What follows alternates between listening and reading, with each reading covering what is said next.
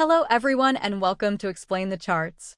Today is March 7th, 2025, and we're diving deep into the S&P 500, SPY, to analyze recent market events and see what the charts are telling us.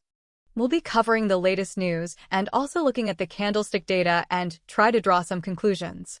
Recent news indicates that the Nasdaq has entered correction territory and the S&P 500 has hit its lowest point since November, primarily due to renewed concerns surrounding Trump's tariff policies.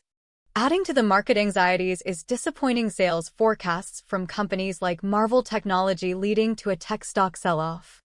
However, positive notes include Broadcom's better-than-expected results and Alibaba's surge due to new AI models.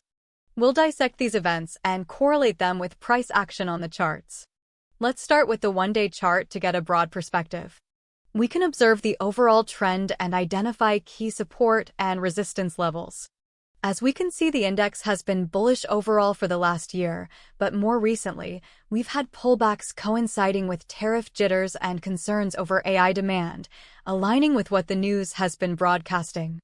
There's a clear resistance level around 520, with a few attempts to break through it earlier this year. The price had broken through it more recently, but a more sharp drop has appeared, and we'll have to look at smaller timeframes to see whether it's a good dip to buy or if this will continue into a further bearish trend. Significant support can be seen around 500. Now, let's zoom in on the 1-hour chart for a closer look at recent price action. This time frame will give us a better understanding of short-term trends and potential reversal points. Focusing on the last few days, we can see some choppy trading with rapid fluctuations, reflecting the market's uncertainty amid tariff news and economic data releases. The recent news reports mention this sell-off on March 6th, which we can clearly see in the hourly candles. Looking closer at the 15-minute chart can help you decide when and what price to trade. We see an interesting range of candles in the time frame from 18 to 2100 hours on March 6th, where the market is trying to make up for losses. During that time frame, it tests support a few times in the 578 and 579 ranges and tests resistance around 580.4 before closing around 580. On the smaller 15-minute time frame, we can clearly see the support and resistance levels, and this continues to hold on March 7th, making it a good decision to trade based on these support and resistance levels. Looking at the recent candles from March 6th, it can be seen that after hours is very choppy with low transaction volume, suggesting that the more calm and collected investors are not active, and it's more short-term players. The support around 574.11 and resistance around 580 continued to hold on the 15-minute chart on March 7th, which is still the case at the time of this video. Okay, so to recap the important price levels.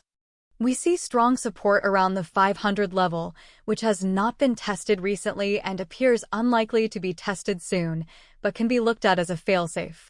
On the 1-hour chart, support has been seen around the 572 and 576 ranges, and resistance has been seen around the 580 and 584 ranges.